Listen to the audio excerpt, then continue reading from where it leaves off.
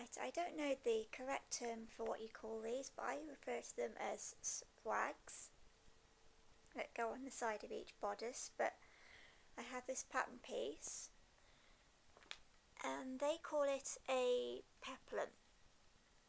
So I suppose you can call it either thing, but I'm going to refer to them as swags because I find it a whole lot easier to call them that. Anyway, this is my pattern piece. And it says I've got to do it on a fold along the line here, so it'll be twice as big. I got it from this pattern, calls M6139.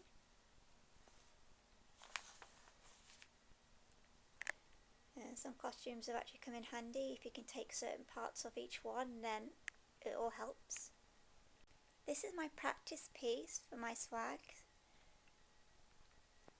and I'm going to put some lace on the edge when I come to do it for real. So I'm just going to get my measurement of how much lace I'm going to need.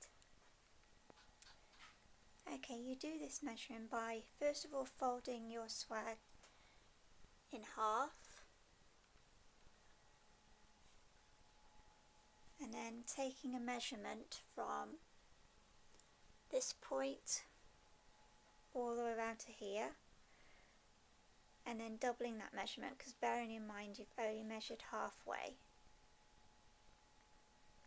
Bear in mind when you've measured your lace, although you've got your measurement for one swag, you also need to do that for the other swag. So make sure you've got more than enough lace to cover two. Okay, I now have my lace, which is nearly 1.5 inches wide. That's including the edge they've given me to sew it down. I've gone ahead and on one swag so far I've sewn it all across the straight line, because as you'll notice it's got the curve across the top and in a straight line. This is where you put your lace, and you sew it to the good side or your outer side of your fabric. So you're making sure on this one, the non-shiny side, the bad side, is facing down.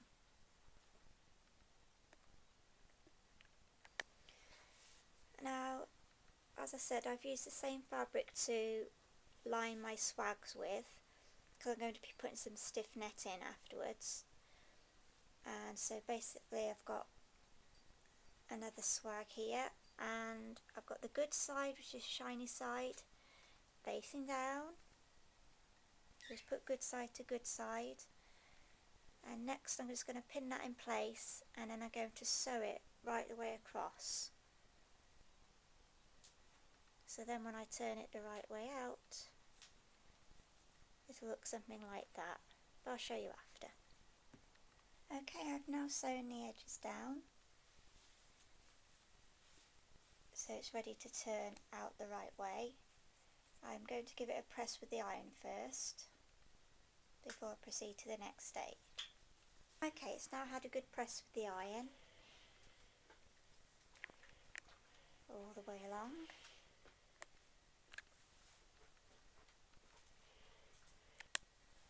Next I got my piece of net here, and it's quite a stiff net, which I've cut 2 centimetres shorter than the shape of my outer fabric, all the way round. Now, having experimented earlier with just one piece of net, it didn't quite give quite enough the amount of lift I wanted at the highest swag, so I'm going to cut another piece of net out that's just half the size from the top to roughly halfway down, and as long again. So I've just got an extra piece of stiff net along the top only to try and help give it a bit more lift. Okay, I've now cut out my other half piece there, and I've tacked it in place all the way along the top edge here, just so that layer won't move away from that layer. Next we're going to stuff the net in between the two swags, your outer fabric and your lining.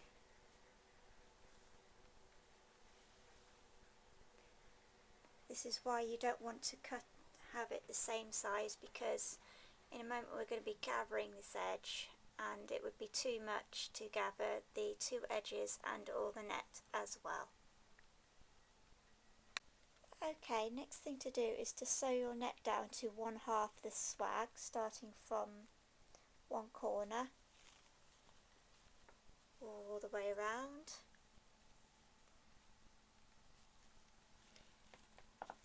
So I've actually done that on the machine, so it's all sewn down. Please ignore the red thread, because that was just where I tacked the two layers of net together earlier. So basically just on one swag on the inside I've sewn the net down in place.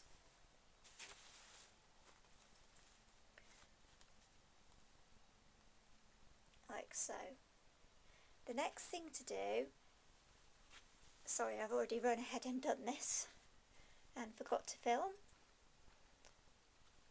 is to run a gathering stitch around the other half of your swag, which means the other curve that hasn't got the net attached to it, and then gather it all up.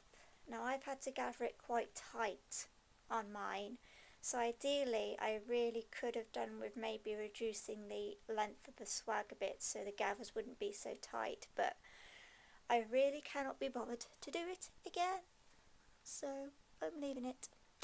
Anyway, that's as far as I've got at this point.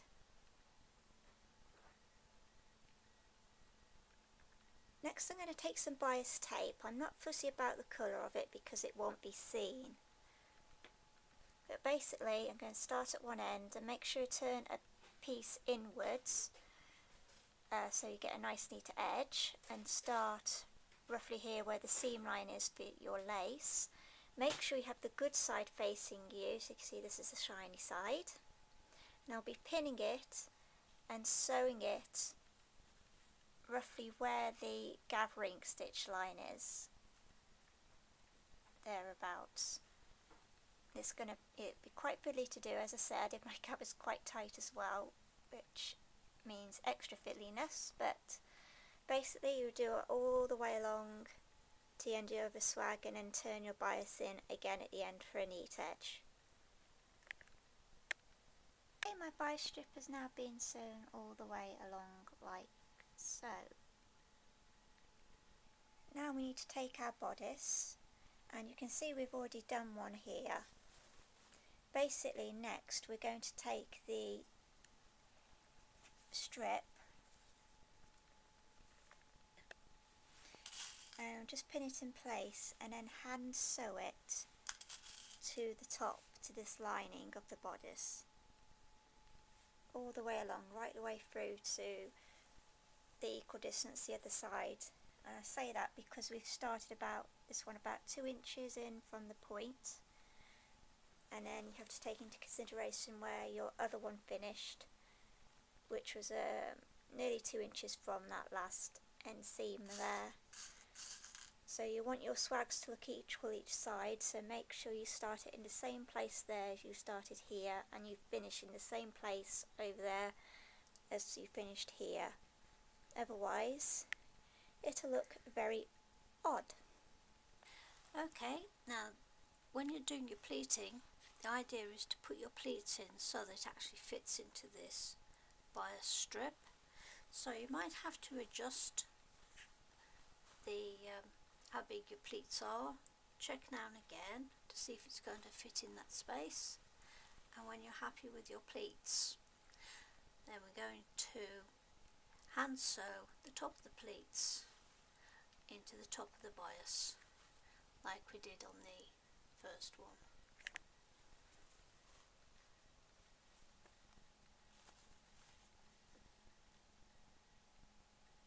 I think you did that, didn't you? Now I'm making my little decorative piece to go around down the front centre of the bodice.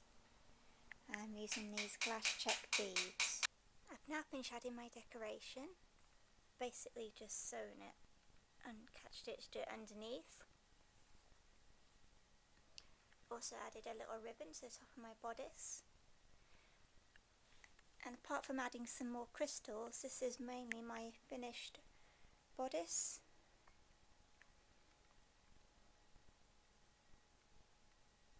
All ready to go.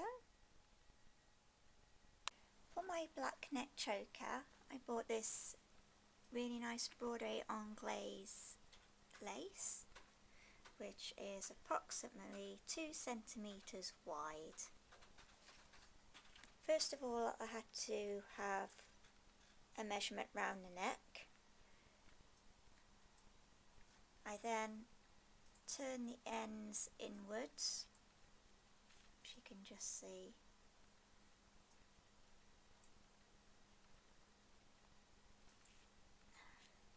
See there?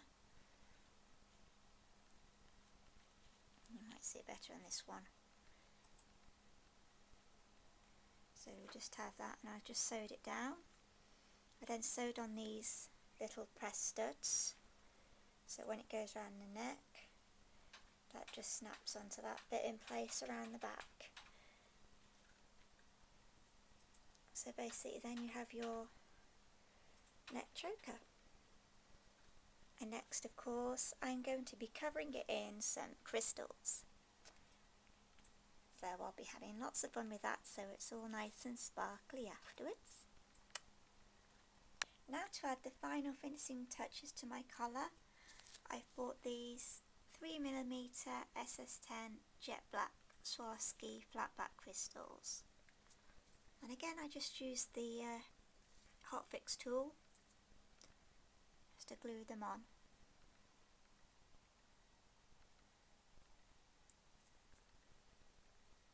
It's turned out nicely. I've just placed them on where the little flowers are. And there we go, and that finishes the collar. After finally decorating the dress with more Swarovski crystals, and my gloves just arriving this morning, this is now my finished dress.